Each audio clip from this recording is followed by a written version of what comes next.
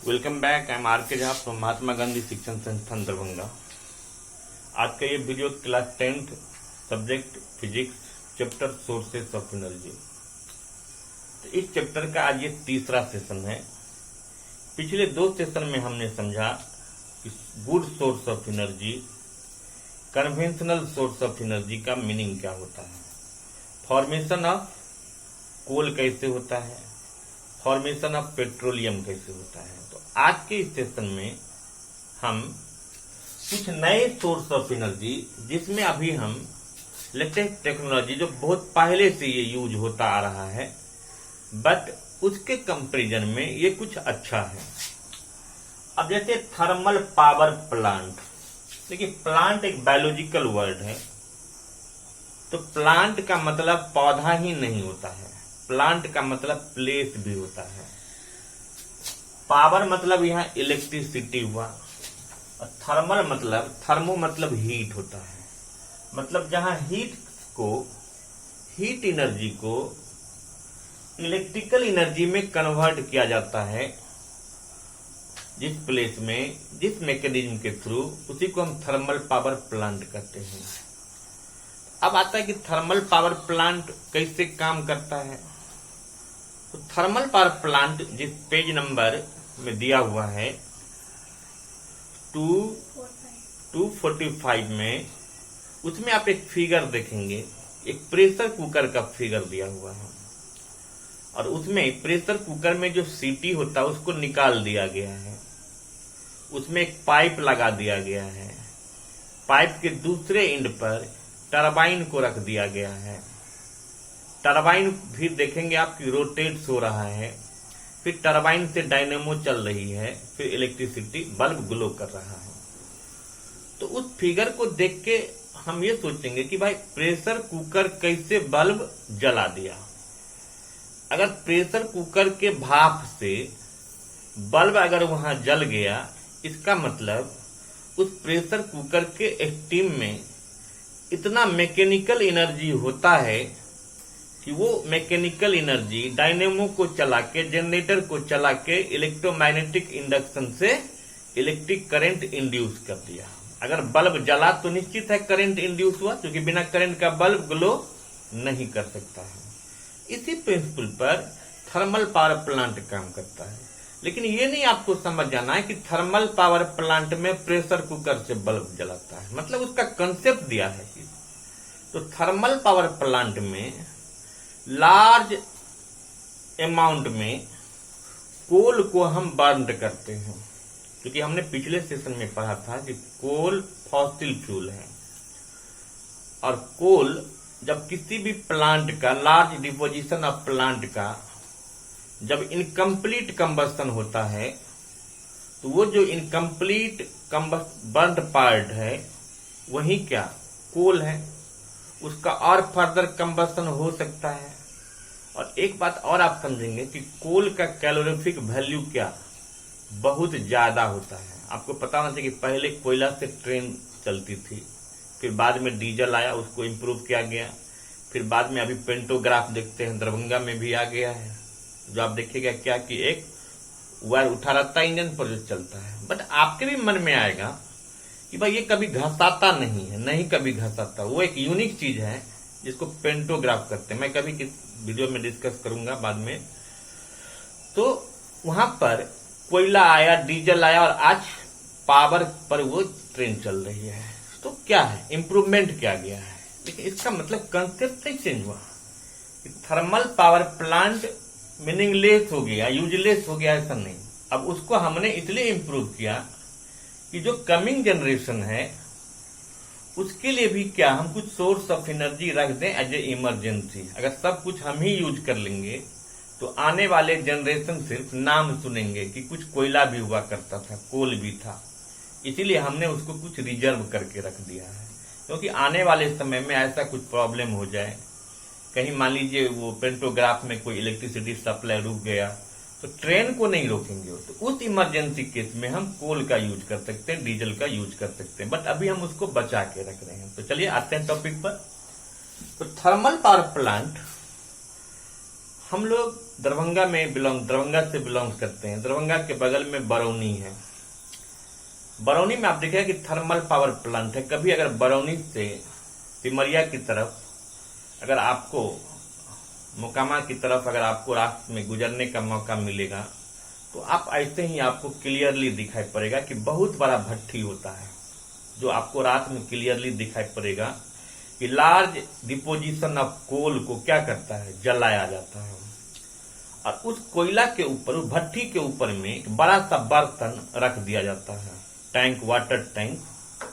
उस water tank में water को भर के उस कोल को जला के क्या कर रहा होगा, पानी को बॉयल कर रहा है। ठीक है, अब प्रेशर कुकर की बात कुछ समझ में आ रहा है कि नहीं। तो कोल को हम बर्न करके पानी को बॉयल करते हैं तो उसमें स्टीम क्या जनरेट होता होगा। वो स्टीम निकलता नहीं है, पूरा क्या कंप्रेस होता है। उसमें एक नैरो ट्यूब लगा होता है जो बंद होता है, और उसमें एक और भी चैम्बर लगे होते हैं जिसमें इंडिकेशन आता है कि पूरा भाप इसमें भर गया है। तो जब पूरा भाप उसमें भर जाता है, तो प्रेशर कुकर में देखते हैं ना, ऑटोमेटिक क्या उसमें व्हिसिल, सीटी बजने लगता, उठ जाता है। आप उठा देते हैं तो भाप निकलने लगता है। अगर जाम हो जाए तो प्रेशर कुकर ब्रस्ट कर जाता है। तो उसको हम क्या करते हैं, एट ए टाइम उसके चैम्बर को खोल देते हैं। रेगुलेटर होता है और उसमें एक पाइप लगा होता है, मोटा सा पाइप। उस पाइप के through randomly at a time उस स्टीम को क्या कर रहा है बताइए, बाहर निकल रहा है। तो पाइप का जो दूसरा एंड होता है वहां पर अब क्या लगा होगा, टरबाइन लगा हुआ है, जो प्रेशर कुकर का कंसेप्ट आ गया। अब वो टरबाइन का ब्लेड क्या रोटेट्स होगा, और टरबाइन से एक शाफ्ट अटैच होता है, शाफ्ट, SHAFT बोलते हैं, रॉड की तरह, जो वो शाफ्ट रोटेट करता है। जैसे ही उसका शाफ्ट रोटेट करता है तो वो शाफ्ट डायनेमो यानी जनरेटर के एक्सल से अटैच होता है। तो शाफ्ट के रोटेशन से उसका एक्सल भी रोटेट हो गया। अब वहां मैकेनिकल एनर्जी वो कन्वर्ट हो जाता है किस में, इलेक्ट्रिकल एनर्जी में। और उस इलेक्ट्रिकल एनर्जी को हम लोग स्टोर करके फिर रखते हैं, फिर उसका यूज करते हैं। तो थर्मल पावर प्लांट में क्या होता है ये तो समझे। अब यहाँ एक बात आती है कि लेकिन थर्मल पावर प्लांट में जो इलेक्ट्रिसिटी जनरेट होता है वो बहुत एक्सपेंसिव होता है। क्योंकि अगर सपोज कीजिए हम बरौनी थर्मल पावर प्लांट का एग्जांपल ले लें, तो बरौनी में कोल का डिपोजिशन नहीं है। तो बरौनी थर्मल पावर प्लांट को चलाने के लिए कोल कहां से, किसी दूसरे जगह से, सपोज झारखंड से हम मंगाते हैं। और झारखंड से जो थर्मल पावर प्लांट के लिए कोल मंगाएंगे वो किसी ठेला पर तो नहीं आएगा, किसी बड़ा ट्रक पर आना चाहिए, लाना होगा उसको। तो बड़ा ट्रक जो आएगा तो उसके लिए फिर वेल डेवलप ट्रांसपोर्ट सिस्टम भी चाहिए। कहां तक, थर्मल पावर प्लांट तक आने के लिए ट्रक को। अब वहां पर उसको अनलोड करेगा। तो फिर आप देखो कि कोल को कैरी करने में क्या टोटल ओवरऑल कॉस्ट जो है वो बहुत हाई हो जाता है। इसलिए थर्मल पावर प्लांट में जो इलेक्ट्रिसिटी जनरेट होता है वो काफी एक्सपेंसिव हो जाता है। तो वहां पर उसको थोड़ा सा फिर स्कोप है इंप्रूव करने का, कि जहां पर कोल का डिपोजिशन है वहीं पर जाके हम क्या थर्मल पावर प्लांट सेटअप कर देंगे। अब यहां पर हमको क्या बच जाएगा, वो ट्रक ढुलाई जो होता है, जो एक्स्ट्रा खर्च होता है ट्रांसपोर्ट सिस्टम पर, वो मेरा बच जाएगा। तो नो डाउट अब इलेक्ट्रिसिटी का कॉस्ट क्या पहले से जरूर कुछ मिनिमाइज होगा। अब आप कहेंगे कि इलेक्ट्रिसिटी वहीं बना लेंगे तो फिर इलेक्ट्रिसिटी कहां से जाए, कैसे लाएंगे। तो इलेक्ट्रिसिटी को ट्रांसमिट करने के लिए कोई वेल डेवलप ट्रांसपोर्ट सिस्टम नहीं चाहिए। अगर आप कहीं ट्रेन से सफर कीजिए, किसी मैदानी इलाके से, किसी पठार के बगल से, किसी पहाड़ के बगल से, किसी नदी के बगल से, तो आपको नदी में भी क्या पोल दिखाई पड़ेगा, आपको पहाड़ के पास पोल दिखाई पड़ेगा, आपको खेत में क्या पोल दिखाई पड़ेगा। तो इलेक्ट्रिसिटी को ट्रांसमिट करने के लिए, एक जगह से दूसरे जगह तक ले जाने के लिए कोई वेल डेवलप ट्रांसपोर्ट सिस्टम की जरूरत नहीं होता। उसको हम कहीं भी पोल को गाड़ के क्या उसको एक जगह से दूसरे जगह इजिली ले जा सकते हैं, जिसका खर्च बहुत ज्यादा ट्रांसपोर्ट सिस्टम के कंपैरिजन में बहुत कम होगा। तो क्वेश्चन आएगा कि why it is advised to set up thermal power plants near coal mines. नहीं समझ में आया कि ऐसा क्यों कहा जाता है कि थर्मल पावर प्लांट को आप कोल माइन के पास सेटअप करो। क्लियर ना? तो हम समझा सकते हैं, क्योंकि ज्यादा हो जाएगा, वहां बना के बिजली कहीं से भी चला जाएगा। ठीक है, लेकिन अब इसके डिमेरिट्स भी हैं, क्योंकि ये कंप्लीट किस पर डिपेंड कर रहा है? कोल के बर्निंग पर। और कोल में कार्बन होता है, सल्फर होता है, नाइट्रोजन होता है।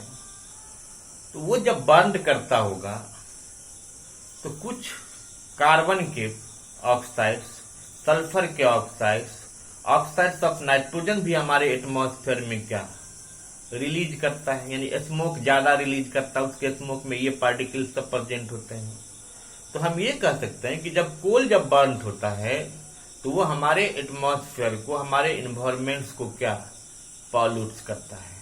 इसीलिए थर्मल पावर प्लांट जो है अब कंप्लीट आप उसको इको फ्रेंडली नहीं कर सकते हैं। लेकिन उसमें भी अब क्या किया है, एक नया टेक्निक लाया, जो अभी आप लोग के सिलेबस में नहीं है, हायर क्लास में जाएगा तब पढ़िएगा, कि थर्मल पावर प्लांट बंद नहीं हो गया। तो थर्मल पावर प्लांट में तो कंसेप्ट समझ में आ गया कि स्टीम से बिजली बनाया, बट अब स्टीम कहां से बनेगा? जब वाटर बॉयल होगा, और वाटर को बॉयल होने के लिए क्या चाहिए? हीट चाहिए। तो कोई जरूरी तो नहीं कि कोयले को जला के हीट देंगे। तो अब उसको डेवलप कर दिया गया है कि अब वहां पर सीएनजी को क्या, सीएनजी पर उसको क्या करता है, हीट करता है। अब देखिए, पहले कोयला पर जलाते थे तो कितना स्मोक रिलीज करता था, हमारे एटमॉस्फेयर को पॉल्यूट कर रहा है। अब अगर हम वहां सीएनजी का यूज कर दें तो निश्चित है कि पहले के कंपैरिजन में अब पॉल्यूशन क्या मिनिमाइज हो जाएगा। तो ये क्या हुआ, एक टेक्नोलॉजी लगा दिया गया। ठीक है, तो यही है थर्मल पावर प्लांट, इसको समझेंगे। फिर नेक्स्ट सेशन में हम हाइड्रो पावर प्लांट डिस्कस करेंगे। Thank you.